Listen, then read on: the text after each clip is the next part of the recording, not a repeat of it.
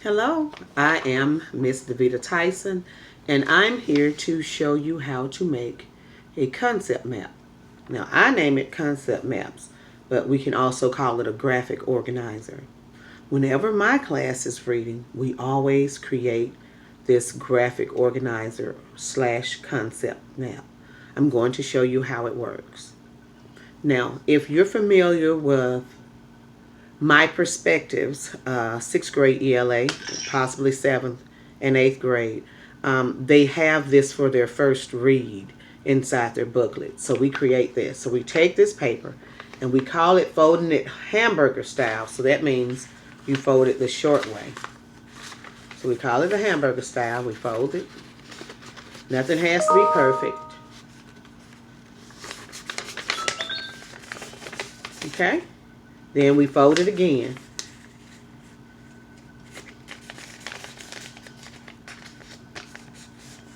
So now we have this little small rectangle. But what's important is that we find this portion. We don't want to use this portion where it's open. And that's not the portion we're looking for. We're looking for the closed portion that's folded. So that means every edge here is folded.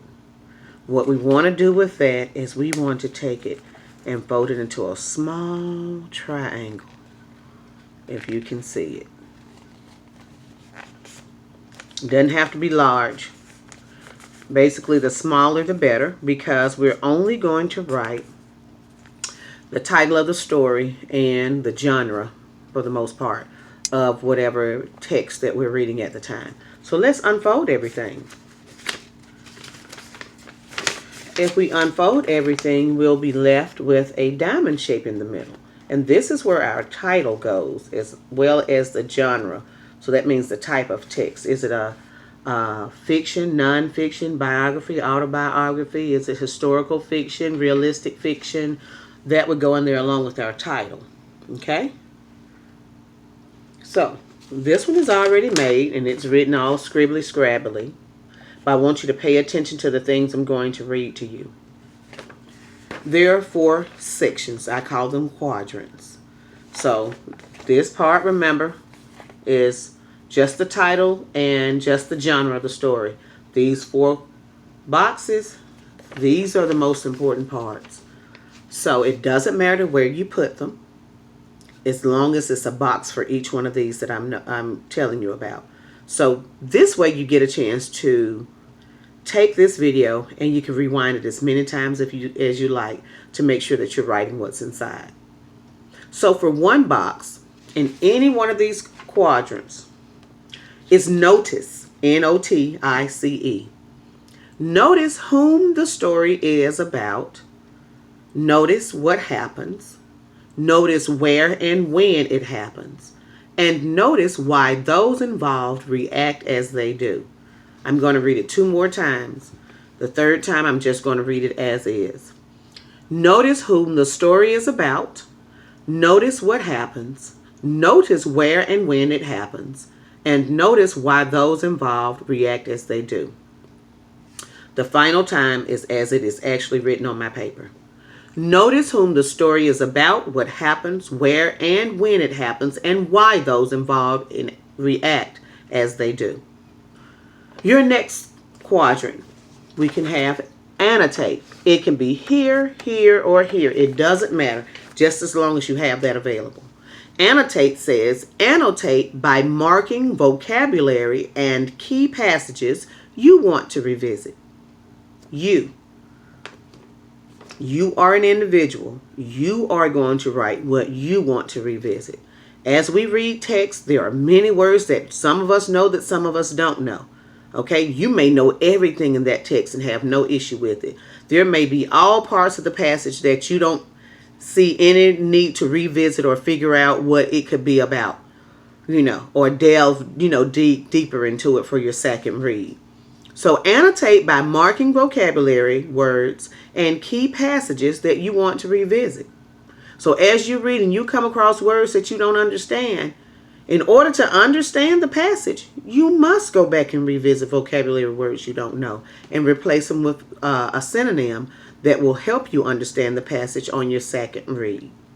Again, annotate by marking vocabulary and key passages you want to revisit. Your next quadrant is to respond. You can put it in any of the 4 quadrants. Make sure each quadrant is for one particular thing. Respond. It says here, respond by completing comprehension. That means whatever questions are asked during the story, after the story. Respond by completing the comprehension and by writing a brief summary.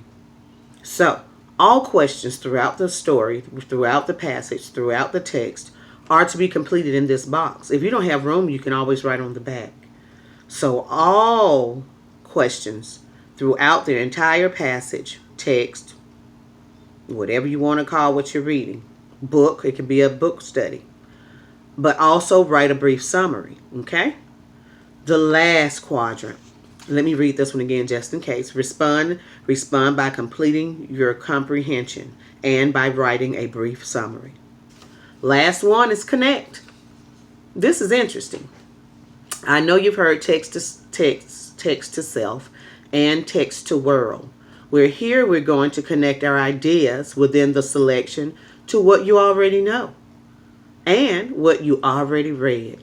So, if you can make a connection to what happens in this text to what has already happened in a previous text that you've read throughout your lifetime, you put it down here. If you already know a lot about this story, write down, I'm very familiar with this story. And it puts me in the mind of this other story that I read, or I've read this one before and I thought it was delightful. Also, you're going to connect. It reminds you of the KWL chart, things that you know that you want to learn and that you've already learned as you've gone through. So there are going to be major things written on this paper. And most of the time, this gets filled up quickly. And all people do is finish this one off right behind it. They finish this one off right behind it. They finish this one off right behind it. And they finish this one off right behind it. Again, your job is to take a flat sheet of paper, fold it in half. Fold it in half again. Use the part that's already been folded. Make a small triangle. Open it all the way back up. There's that diamond shape where you write the title of your story and the genre.